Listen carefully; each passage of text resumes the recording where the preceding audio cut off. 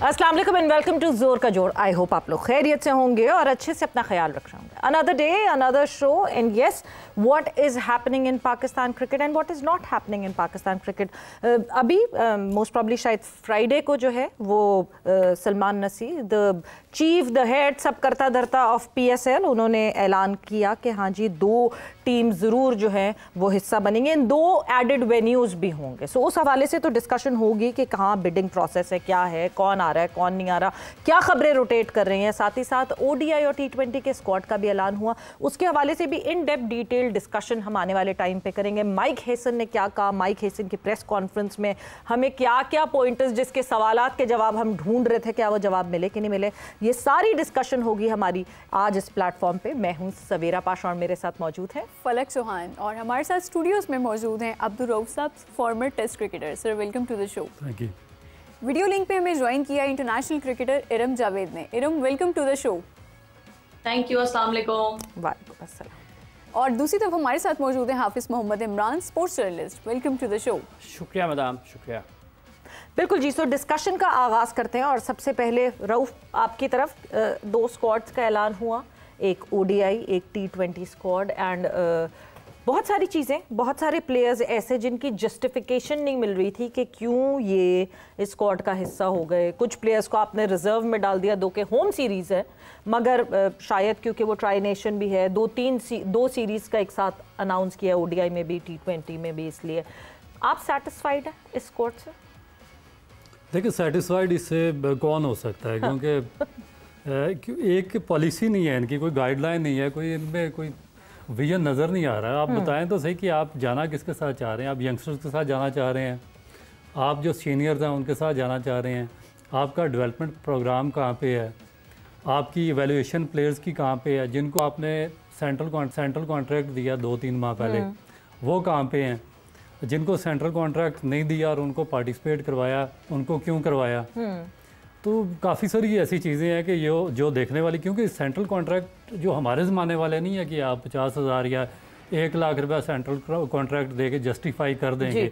अब तो एक बड़ी हैवी अमाउंट आप दे रहे हैं सेंट्रल कॉन्ट्रैक्ट की, और फिर उसमें डिफरेंस इसलिए आ जाता है कि आप जो डोमेस्टिक है, डोमेस्टिक की आप फीस दे रहे हैं, आप साहब कितनी 30,000 40,000 रुपया एक मैच की फर्स्ट क्लास की फीस दे रहे हैं। फीस इतनी है। हाँ फीस इतनी है, और जो सेंट्रल कॉन्ट्रैक्ट 7-8 हज़ार रुपये डेली बनता है जो खेल रहा है जी, और 40-50 लाख रुपया आप मंथली दे रहे हैं सेंट्रल कॉन्ट्रैक्ट का, और फिर उनको आप जस्टिफिकेशन आपकी क्या, आप उनको खिला क्यों दे रहे। शादाब खान B कैटेगरी में है जी, किसी स्क्वाड में है आपके फिट इन, मेरे ख्याल से अभी तक रिहैब सेंट्रल कॉन्ट्रैक्ट क्यों दिया गया उसको, कौन सी मजबूरी थी, क्या प्रॉब्लम थी आपके पास कि आपने किसकी सिफारिश पे उसको सेंट्रल कॉन्ट्रैक्ट दिया। हसन अली सेंट्रल कॉन्ट्रैक्ट की B कैटेगरी, कितने फॉर्मेट वो खेलेगा पाकिस्तान से, एक भी नहीं। एक आपने उसको मैच खिलाया, यानी कि आपने जो आप एशिया कप में आपने उसको एक मैच भी नहीं खिलाया। एशिया कप से पहले जो आपके एसोसिएट्स टीम के साथ मैचेस हुए हैं जिसमें UAE थी या ओमान वगैरह की टीमें थी, उसमें आपने शायद 1 आध मैच उसको खिलाया, परफॉर्मेंस नहीं हुई, आपने बाहर निकाल दिया। अब वो किसी स्क्वाड का हिस्सा नहीं है, टेस्ट स्क्वाड में साथ रखा, ज़बरदस्ती साथ रखा, अब वहाँ से भी उसको टर्मिनेट कर दिया गया। अब वो 1 साल तक किसी स्क्वाड का हिस्सा नहीं रहेगा, लेकिन सेंट्रल कॉन्ट्रैक्ट की B कैटेगरी में इतना पैसा लेगा जो आपका फर्स्ट क्लास का टॉप प्लेयर जो बैटिंग में बॉलिंग में हर जगह पे परफॉर्म करके उसका मेरा ख्याल है कि 50वां हिस्सा भी नहीं ले सकता जी पूरे साल का, वो आप इन दोनों को देंगे, और वो दोनों कोई क्रिकेट नहीं खेलेंगे। आपने इसको अल्लाह सबको ऐसी नौकरी दे जी, अल्लाह सबको ऐसी नौकरी दे। आप देखिए ना कि आप बैठे रहे और आपके अकाउंट में पैसे आते रहे। इससे भी आसान एक नौकरी आपको बताता हूँ, आप वो भी ले सकती हैं। ये जो 5 मेंटोर रखे हुए थे इन्होंने, जो 50 लाख रुपया 60 लाख रुपया घरों पे बैठ के लेते रहे। चैंपियंस कप लास्ट ईयर अक्टूबर में हुआ, जिसके बाद सैक किया था गैरी क्रिस्टन को, और उसके बाद अभी तक ये अगला अक्टूबर आ गया, 12 महीने उनको घर में बैठे हुए वो पूछते रहे हमारा काम क्या है। ये उससे भी आसान नौकरी है जो मैंने आपको बताई है। तो आप इसके लिए अप्लाई कर सकती हैं पाकिस्तान क्रिकेट बोर्ड के प्लेटफॉर्म पे, हम सब कर सकते हैं कि घर बैठे आपको बड़े आसानी से अच्छे पैसे मिल सकते हैं। तो ये अब मुझे तो नहीं समझ के किस बेसिस पे उन्होंने इन सबको टीमें बनाई हैं, जो यंगस्टर्स थे उनको किस बेस पे निकाला है, किस बेस पे जो नए लाए हैं। उस्मान खान की क्या परफॉर्मेंस थी, कहाँ पे उसने इम्प्रूव किया, किस जगह पे परफॉर्म किया, वो वापस पाकिस्तान टीम में आ गया। बाबर आजम ने अपना कौन सा स्ट्राइक रेट बेहतर किया जिसकी बिना पे उसको दोबारा T20 टीम में डाल दिया, या और कौन सा लाए हैं प्लेयर जी, उसका बताएं, मैं आपको उसका भी बता देता हूँ सारा। और जो जिन के एडिशन हुआ है वो बिल्कुल अभी हम फर्दर ऑन इस पे और डिटेल डिस्कशन। फ़खर जमान हमें दिख रहे हैं रिटेन्ड प्लेयर्स में, चले जी रेस्ट करवाया फ़खर को शायद कि जी अच्छा, लेकिन वो एक अच्छा करवाया इसलिए कि उसका जो कोच माइक हसन ने बताया रीज़न, वो एक सॉलिड रीज़न है कि उसने कहा कि मैं अपनी थोड़ी सी टेक्निक इंप्रूव करना चाहता हूँ, थोड़ा सा डोमेस्टिक में जाना चाहता हूँ, डोमेस्टिक में, और फर्स्ट क्लास खेल भी रहा है। चले ये जस्टिफिकेशन आ चुकी है कि वो एक नॉर्मल आपकी सीरीज है उसमें उसको रेस्ट दे दिया। हाँ चले कुछ तो ट्रेंड चेंज हो रहा है कि हाँ जी सीनियर्स को एटलीस्ट रेस्ट करवा के कहा जा रहा है आप डोमेस्टिक में जाएं और अपनी परफॉर्मेंसेस पे काम करें। इरम आपकी तरफ मैं आती हूँ बिकॉज पूरा कोरम जो है वो कंप्लीट हो गया है। वैसे तो खैर जब जिस वक्त जो है इंडिया ने न्यूजीलैंड को शिकस्त दी थी उसी वक्त कोरम कंप्लीट हो गया था। टॉप 4 हमारे सामने हैं और टॉप 4 से सबसे पहले तो सीधा मैं आपसे पूछूंगी टॉप 2 क्या होने चाहिए?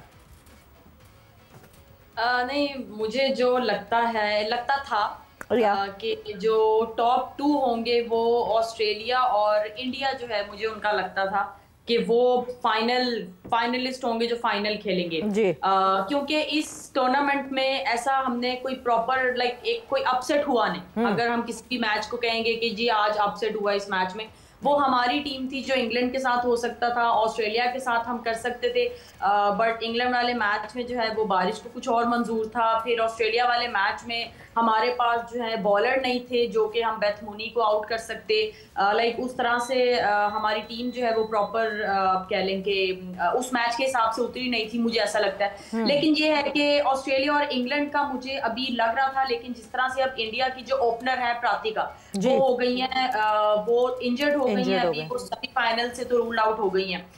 लेकिन ये है वहां से मुझे अब थोड़ा सा लगता है कि इंग्लैंड जो है इंडिया जो है अब वो स्ट्रगल करेगी बैटिंग में, और ऑस्ट्रेलिया आपको पता है कि वो नंबर 1 टीम है, वो किसी वजह से नंबर 1 है। उन्होंने किसी को भी आसपास भी नहीं लगने दिया, उन्होंने दिखाया है। उनकी जो बेंच में भी जो प्लेयर्स बैठे थे जब उनको मैचेस मिले हैं उन्होंने भी सेंचुरीज की हैं। जो बॉलर है, बॉलर नीचे से आके बैटिंग कर रहे हैं, जहां पे जिसको जो रोल दिया जा रहा है, वो चाहे बैटर है चाहे बॉलर है, वो अपना प्रॉपर जो है वो अपना पूरा जो है वो अपने रोल के साथ इंसाफ कर रहे हैं। तो ऑस्ट्रेलिया किसी वजह से नंबर 1 है। तो लेकिन अब ये है कि इंग्लैंड ऑस्ट्रेलिया का जो है वो हमें फाइनल देखने को मिलेगा। लेकिन ये जो टॉप 4 है यही एक्सपेक्टेशन हम यही एक्सपेक्ट कर रहे थे कि यही होंगी। हाँ, न्यूजीलैंड को देख सकते थे, लेकिन मुझे लगता है साउथ अफ्रीका ने जो है ये पूरा टूर्नामेंट बहुत अच्छा खेला। तो ये 4 जो टीम्स आई हैं टॉप 4 में, तो ये ठीक आई।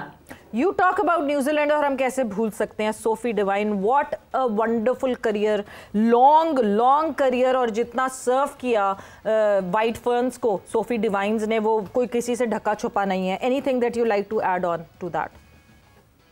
बिल्कुल, सोफी की बात करें, उसके साथ खेला भी है, उनसे मुलाकात भी काफ़ी हुई है और उनसे बैटिंग के हवाले से बहुत सी टिप्स लिए हैं। वो बहुत एज अ पर्सन बहुत अच्छी है और वो हेल्प करती है, चाहे वो आप वो अपनी टीम की उसकी प्लेयर हो या आप उसकी टीम के नहीं हो। अगर आप उससे बात करोगे वो थोड़ा फनी भी है और बड़ा माहौल को बड़ा लाइवली सा रखती है और आपको अच्छा मशवरा देती है, अच्छी टिप्स देती है क्रिकेट में। जितना भी उसके साथ क्रिकेट खेली है और जिस तरह से उसने क्रिकेट खेली है, उसकी क्रिकेट देख के ही उसकी क्रिकेट को देख के, उसकी बैटिंग को स्पेशली देख के, जिस तरह से हम लड़कियों ने सीखा, इवन पाकिस्तान हो, इंडिया हो, कोई भी किसी भी टीम की लड़कियां, बांग्लादेश, उन्होंने उसकी बैटिंग से बहुत, स्पेशली बैटर्स ने बहुत उसकी बैटिंग से सीखा है। जिस तरह से वो हिटिंग करती हैं और जिस तरह एक प्रॉपर क्रिकेटिंग शॉट्स में जो प्रॉपर हिटिंग करती हैं, मैंने उनकी एक चीज बहुत उस चीज को कोशिश की कि मैं अपनी बैटिंग में लेके आऊं। जिस तरह उनकी हेड पोजीशन होती है और जितना वो बैलेंस में रह के वो हिटिंग करती हैं और प्रॉपर इन क्रिकेटिंग शॉट्स।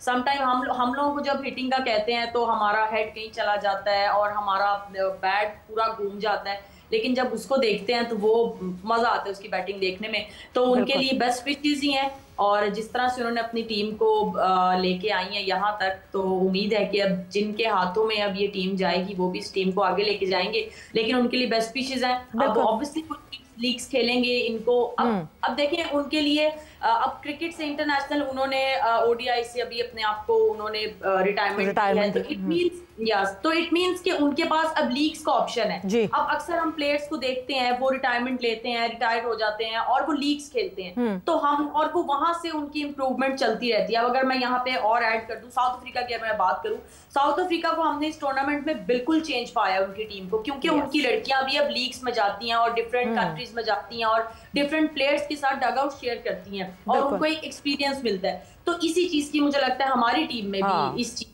वो थोड़ी सी कमी है। जब हम भी लीग्स खेलेंगे, डिफरेंट कंट्रीज में जाएंगे, यहाँ हमारी अपनी पीएसएल भी होती है। मैंने बिल्कुल एक थोड़ा डिफरेंट चीज ऐड कर दी, लेकिन मैं चाहती थी ऐड करना कि अगर हमारी भी अपनी पीएसएल ऐसी होती है तो मुझे लगता है कि हमारी क्रिकेट भी जो है वो बहुत बेहतर हो जाएगी, जिस तरह से सोफी डिवाइन ने एंड किया है। तो जब हम सीनियर प्लेयर्स भी नहीं, मगर बाहर की लीग्स के लिए देखें, ये बहुत बड़ी डिबेट है, इस पे बिल्कुल हम आगे भी बात करेंगे इरम, क्योंकि बाहर की लीग्स के लिए तो आप अच्छा परफॉर्म करेंगे तो होगा। निदा गई, निदा की परफॉर्मेंसेज नहीं हुई, इसलिए वो बार बार रिकॉल नहीं किया गया क्योंकि परफॉर्मेंसेज नहीं थी। सो परफॉर्मेंस भी आपकी मैटर करती, but this is a long topic जो हम बिल्कुल डिस्कस करेंगे फर्दर ऑन। हाफिज साहब, मैं आपसे पूछना चाहूँगी कि आपके ख्याल में सलमान अली आगा जो है वो T20 के लिए उस कितनी ज़्यादा इम्पॉर्टेंट है उनकी परफॉर्मेंस, क्योंकि हमने देखा कि एशिया कप में वो एज अ प्लेयर परफॉर्म नहीं कर सके, एज अ कैप्टन भी इम्प्रेस नहीं कर सके।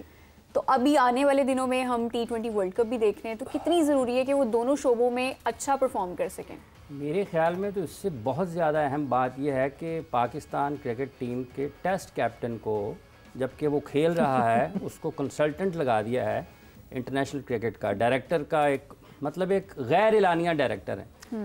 तो इंतजार कर रहे हैं कि वो जब रिटायरमेंट दे देंगे तो डायरेक्टर, यानी कि इंडिया की टीम के साथ तो हैंडशेक नहीं हुआ, लेकिन शान मसूद को गोल्डन हैंडशेक का उन्होंने बंदोबस्त कर दिया कि आप अगर आप इंटरनेशनल क्रिकेट से रिटायरमेंट की तरफ जाते हैं तो उसके बाद आप यहाँ पर मौजूद होंगे। तो पाकिस्तान में जो असल मसाइल हैं स्ट्रक्चर के, इंतज़ामी मामलात हैं, उनमें अक्सर व बेशतर या तो लोग उसको नज़रअंदाज कर देते हैं या फिर उस गहराई में उसके ऊपर बात नहीं करते जो असल मसले की। सलमान अली आगा क्या है, और इस तरह के क्रिकेटर आ जाएंगे पाकिस्तान में। क्रिकेटर आते जाते रहते हैं, ठीक है, आपका सिस्टम ठीक होता है, फैसले ठीक होते हैं, निज़ाम आपका ठीक चलता है, तो आपके खेल का मयार बुलंद रहता है।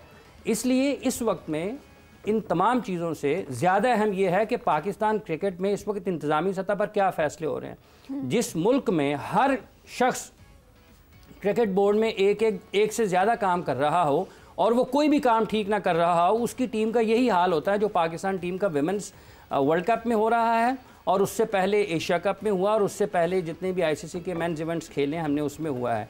तो इस वक्त ये तो लगता है कि शायद ये पीसीबी कम और एमसीबी ज़्यादा बन गया हुआ है कि जिस अंदाज में पाकिस्तान की क्रिकेट को चलाया जा रहा है, इस तनज़ली की, इस जवाल की और इस सारी चीज़ों में जब आप ये देखते हैं कि यार ये डायरेक्टर है, ये कंसल्टेंट है इंटरनेशनल क्रिकेट का, ये सामने वाले डायरेक्टर से पूछेगा भाईजान इधर बैठे ज़रा मुझे बताएं मुझे डी कैटेगरी में कैसे ले आए थे आप, ठीक है। ये चेयरमैन से दूसरे लोगों से पूछेगा जनाब मुझे आप नीचे कैसे ले आए, नहीं अपने आप से भी पूछेगा कभी हाँ, कि मैं क्यों आ गया। सो ये इस वक्त पाकिस्तान की क्रिकेट को मतलब एक हद होती है ना, ये जुल्म है। अब मतलब इससे बढ़ के आप क्या करेंगे कि आकिब जावेद हेड कोच भी हैं, वो सिलेक्शन कमेटी में भी हैं, ठीक है। अलीम डार साहब हैं, वो पता नहीं क्यों हैं सिलेक्शन कमेटी में। पाकिस्तान क्रिकेट बोर्ड में कितने सरकारी अफसरान वहां पर डेपुटेशन में बैठे हुए हैं, क्यों बैठे हुए हैं। पाकिस्तान में क्रिकेटर्स वेलकम कर रहे हैं, जी बड़ा अच्छा फैसला है, शान मसूद को इंटरनेशनल क्रिकेट का डायरेक्टर लगा दिया है, कैसी अच्छा फैसला है। क्या इससे पहले वहां पर नॉन क्रिकेटर बैठे हुए हैं।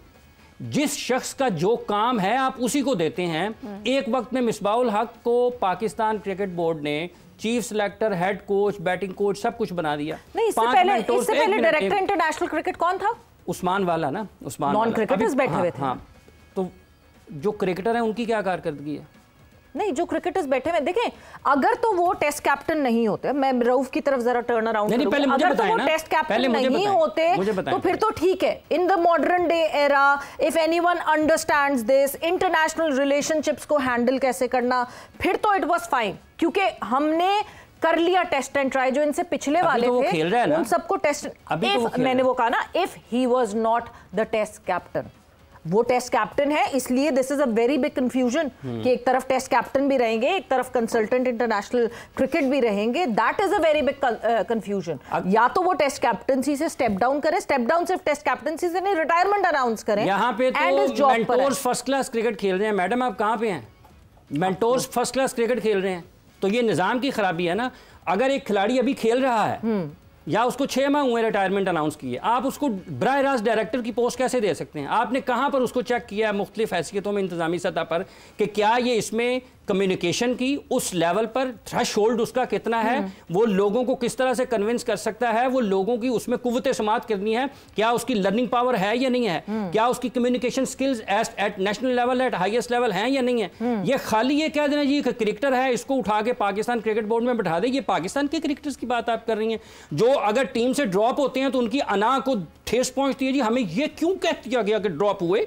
भैया आप ड्रॉप हुए हैं। रिकी पॉन्टिंग के 7100 हैं इंटरनेशनल क्रिकेट में, 71 27,000 के करीब उसके वर्ल्ड इंटरनेशनल रन्स हैं। उसको तो माइकल क्लार्क ने ये नहीं कहा कि मैं इसको ड्रॉप नहीं कर रहा, रेस्ट दे रहा हूं, वो ड्रॉप किया उन्होंने।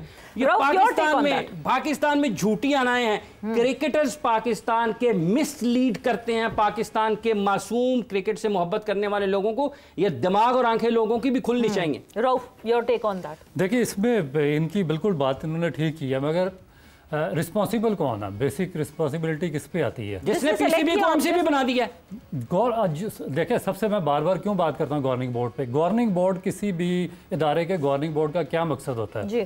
गवर्निंग बोर्ड का ये मकसद होता है कि ये सारे प्रॉब्लम्स को सॉल्व किया जाए, काउंटर क्वेश्चनिंग करें, डिबेट हो। हाँ, जितने भी आपके डायरेक्टर्स हैं, जो भी आपके जो इंटरनेशनल लोकल डोमेस्टिक के जितने भी अफेयर्स हैं, वो सब के सब सिलेक्शन के अफेयर्स हैं, वो सारे के सारे डिस्कस होते हैं गवर्निंग बोर्ड में। अब गवर्निंग बोर्ड है कहाँ पे? कोई क्रिकेटर ये नहीं कहता, जिस तरह हाफिज साहब बात कर रहे हैं कि मुझे लगा दें, तो आप उसको कैसे लगा सकते हैं? मैं आज कहता हूँ जी मैंने ये किया हुआ, मुझे आप लगा दें। हाँ। कैसे अब पाकिस्तान क्रिकेट बोर्ड मुझे लगा सकता है जब तक पूरी जो आपका गवर्निंग बोर्ड है जिसने सारी जिंदगी फास्ट बॉलिंग नहीं की ना, वो पाकिस्तान क्रिकेट बोर्ड में अकेडमी में बैठ के जिनकी 800 विकेटें हैं उनको बता रहा है कि लैंडिंग फुट क्या होता है।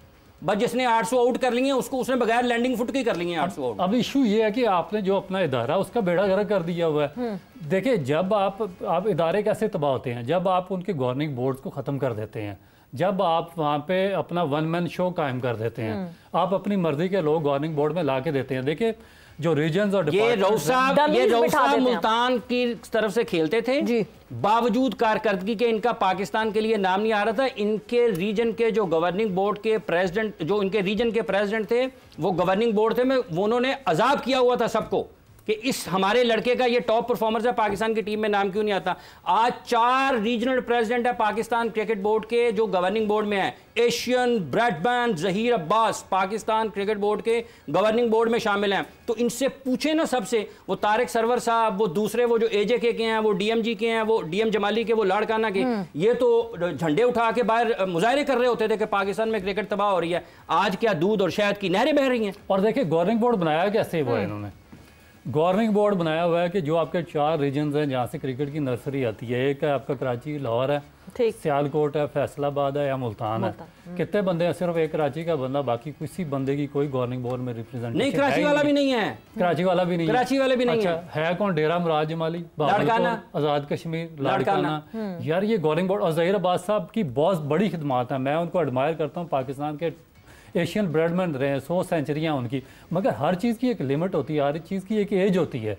उस एज में यहाँ पे आपने गवर्निंग बोर्ड में आपने पूरे पाकिस्तान की जो 24 करोड़ अवाम है उसको देखना है। आपने जो लाखों क्रिकेटर्स हैं, 64,000 क्लब क्रिकेटर्स हैं, उनके हुकूक की देखभाल करनी है। आपको यहाँ पे एक्टिव बंदा चाहिए 50 साल से कम उम्र का, जिसकी फिंगरप्रिंट्स पे सारा पाकिस्तान हो। आप वहाँ यहाँ पे उसको बिठाएं के बजाय कि आप एक 85 साल के बंदे को यहाँ पे गवर्निंग बोर्ड में आप डाल देते हैं, तो वो कैसे वो क्वेश्चन पूछेंगे? उनको तो इस एज में ठीक है, जो हमारे टॉप क्लास प्लेयर्स हैं जिनकी वजह से पाकिस्तान की क्रिकेट यहाँ पे पहुंची है, आप उनके वज़ाइफ मुकर्रर करें। उनको जिस तरह इंडिया में, ऑस्ट्रेलिया में, बाकी कंट्रीज़ में उनको वजीफे दिए जाते हैं, तनख्वाहें दी जाती है, उनको उनकी वेलफेयर का ख्याल रखा जाता है, इस तरह यहाँ भी पाकिस्तान क्रिकेट बोर्ड रखे। मगर जो आपने एक्टिंग बंदा गवर्निंग बोर्ड में रखना, वो तो बहुत ही ज़्यादा एक्टिव होना चाहिए। उसके तो पूरे पाकिस्तान क्रिकेट के मामलात फिंगरप्रिंट्स भी होने चाहिए। 4-5 रीजन के बंदे आपने वो रखे जिनको पता ही नहीं। अच्छा ये तो डिबेट है नहीं, ये तो एक मिनट साहब, ये तो डिबेट है। अब देखिए मैं अभी जहां से हमारी बात शुरू हुई थी, मैं पहले उस पे आपका पॉइंट ऑफ व्यू चाहती हूँ।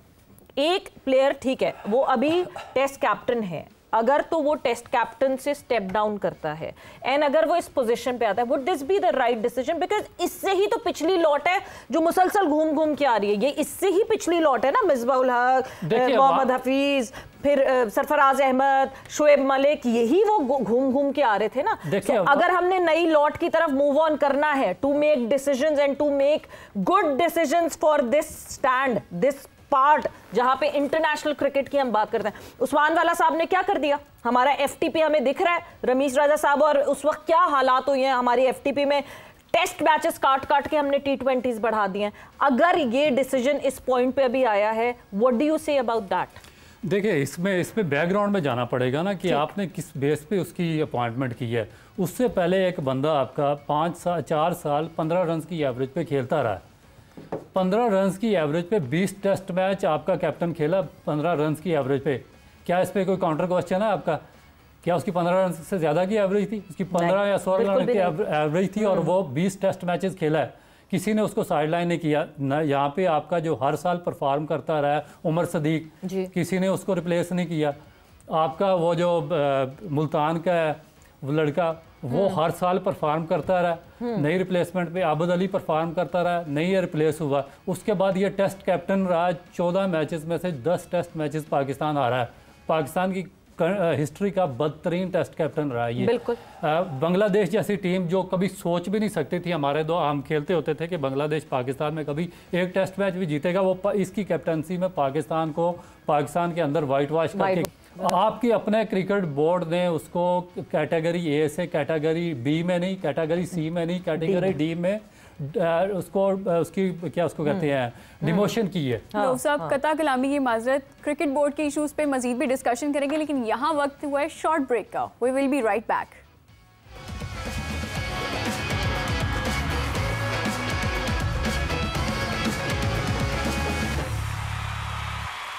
Welcome back to Zor Ka Jor, और हम बात कर रहे हैं पाकिस्तान क्रिकेट बोर्ड के इश्यूज के हवाले से।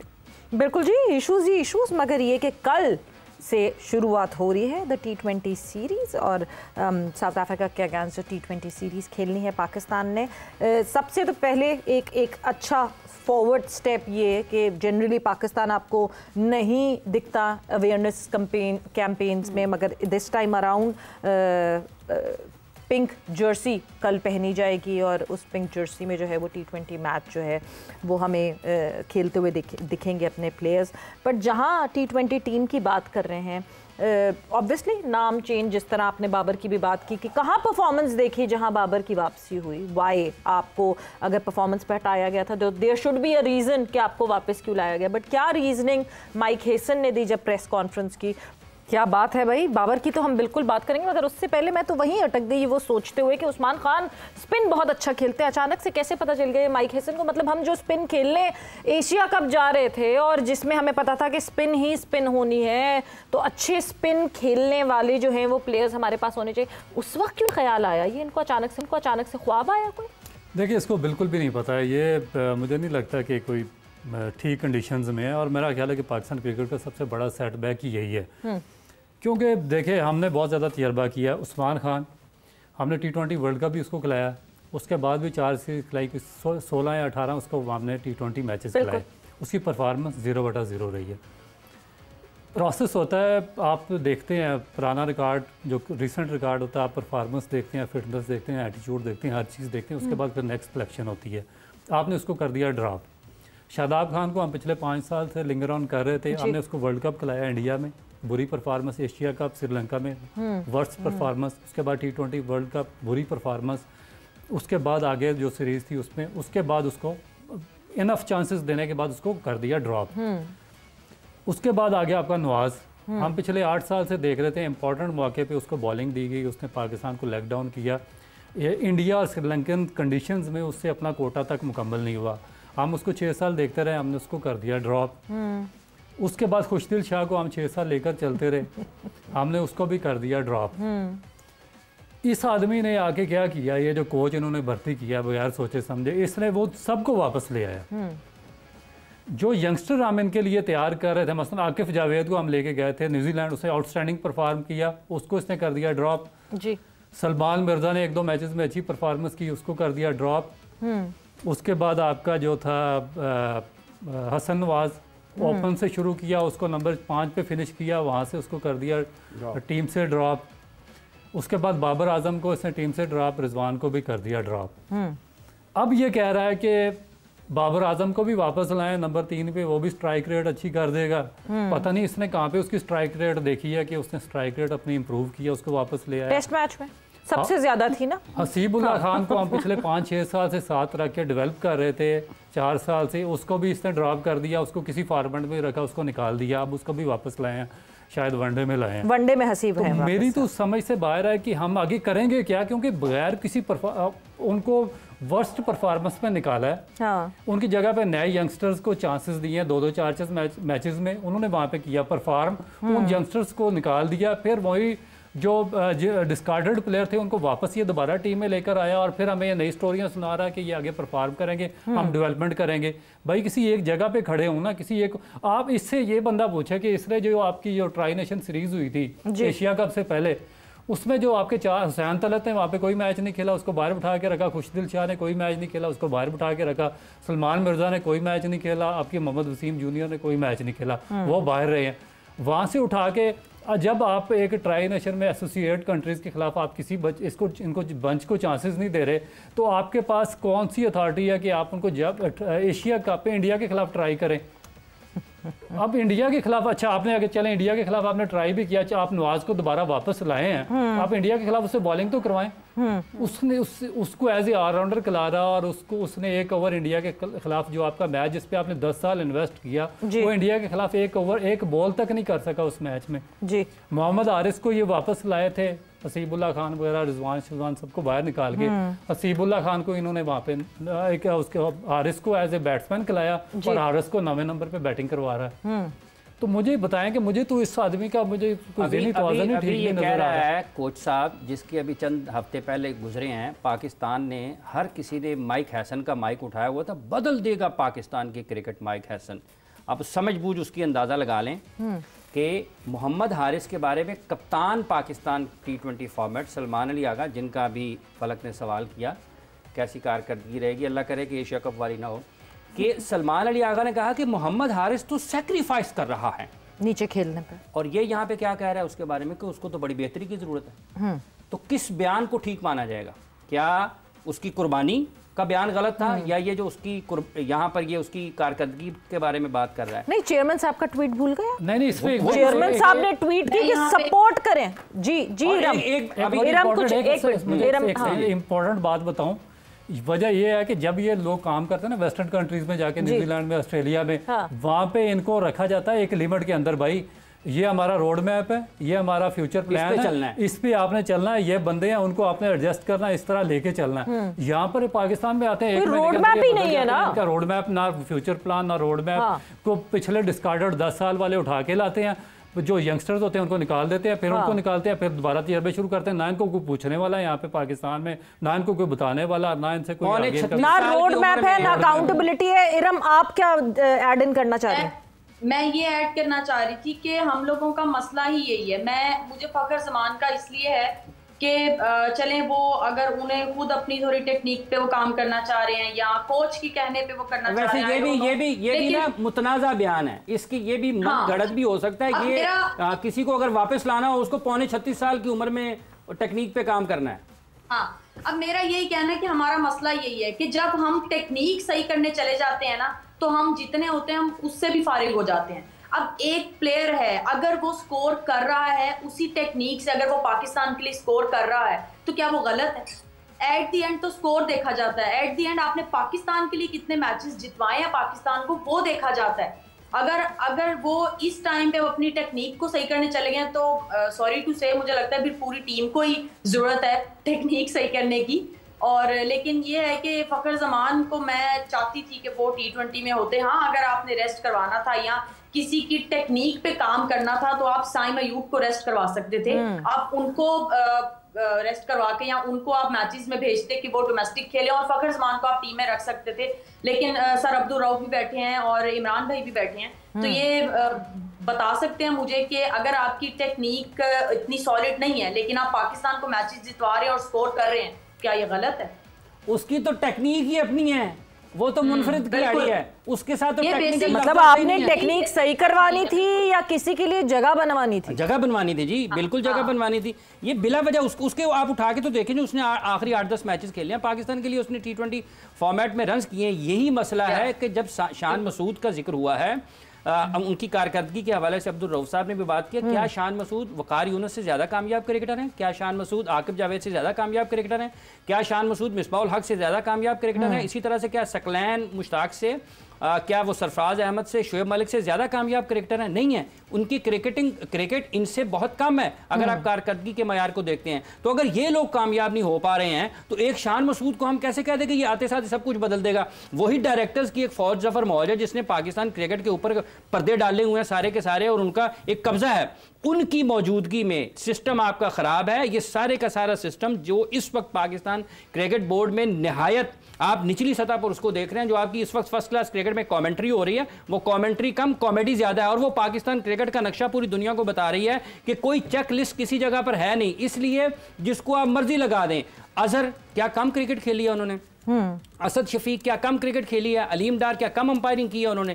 अगर ये सब लोग मिलकर भी पाकिस्तान के क्रिकेट के बारे में बेहतर फैसले नहीं कर पा रहे हैं तो एक शान मसूद कोई सिकंदर आजम है, वो आएगा सब कुछ बदल के रख देगा, यकायक पाकिस्तान क्रिकेट का मंजरनामा बदल जाएगा। तो उस निज़ाम को ठीक करने की ज़रूरत है जिस निज़ाम के तहत आप लोगों को लगाते हैं या हटाते हैं। ये PSL के इस वक्त के जो चीफ एग्जीक्यूटिव हैं, जो पाकिस्तान क्रिकेट बोर्ड के चेयरमैन के मुशीर भी हैं, इनसे कोई पूछे कि आप इतना अरसा पाकिस्तान क्रिकेट बोर्ड में चीफ ऑपरेटिंग ऑफिसर रहे हैं, आप एक नाकाम चीफ ऑपरेटिंग ऑफिसर साबित हुए हैं, आप किस तरीके से पाकिस्तान सुपर लीग में अब उसको ठीक कर सकते हैं? और जब आपको हटाया गया, अगर वो अहल नहीं थे, उनकी जगह पर एक चीफ ऑपरेटिंग ऑफिसर आया, तो फिर उसकी जरूरत ही क्यों है पाकिस्तान क्रिकेट बोर्ड में? अच्छा, मैं यहाँ पे थोड़ा सा जरा, वो अहल नहीं थे इसलिए हटाया गया या जिनको लाना था उनको लगाना था? मतलब उनकी जगह जो साहब आए, सॉरी टू से, क्या क्रेडिबिलिटी है सुमेर साहब की जो वो CEO बन के पाकिस्तान क्रिकेट बोर्ड के CEO बन गए? इसका मतलब तो ये कि जो थे ऑलरेडी उनको हटा के वहां जगह बनानी थी ना अपना बंदा लाने। सिफारिश तगड़ी होगी ना, जिसकी तगड़ी सिफारिश आ जाती है उसको लगा देते। आप फिर ये नहीं कह सकते कि उनको इसलिए हटाया गया कि अच्छा जी परफॉर्मेंस बुरी थी इस वजह से उनको हटा दिया गया। नहीं, तो फिर मैंने परफॉर्मेंस का तो मैंने कहीं जिक्र किया, मैंने तो कहा है कि वो नाकाम चीफ ऑपरेटिंग ऑफिसर है। मैंने कहा पे उसकी कारकर्दगी को सराहा है। मैंने कहा है अगर वो नाकाम था तो उसको PSL में क्यों लगाया है?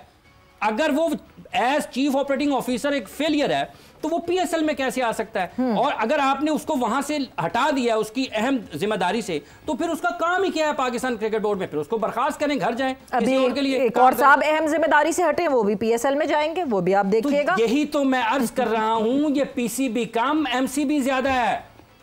लोगों को ये देखना है, ये पाकिस्तान की क्रिकेट है, ये 24 करोड़ लोगों में दुनिया की वाहिद पाकिस्तान के लिए इकलौती स्पोर्ट है जो आपको लोगों से, दुनिया से कनेक्टिविटी का बड़ा जरिया है। हमने ये, मैं इसलिए बता रहा हूं लोगों को कि मैंने स्क्वॉश को नीचे जाते हुए देखा है, मैंने हॉकी को नीचे जाते हुए देखा है, ठीक है? अब मैं क्रिकेट को नीचे जाता हुआ देख रहा हूं। अगर जुबानें बंद हैं तो कहीं से तो लोगों को जगाना चाहिए। वो राहित तंदूरी ने कहा था कि लोग कहते हैं यार बड़ा ऊंचा बोलते हैं। जनाब, जिस तौर में लोग सुनते हैं ना, ये बहरों का शहर है। बिल्कुल, इसमें लोगों को जगाना पड़ता है। कुछ सोए हुए हैं, कुछ जाग रहे हैं, लेकिन वो आंखें खोलना नहीं चाहते, इसलिए ये आंखें खोलनी जरूरी है। मसला शान मसूद का नहीं है, मसला उस सिस्टम का है जो अच्छे भले लोगों को भी नालायक और करप्ट कर रहा है।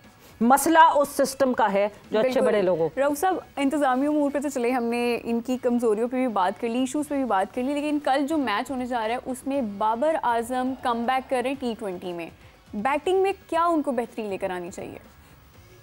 देखिए, बेहतरी क्या ला सकता है वो इस एज में? आप बाबर आजम को क्या बता सकते हैं?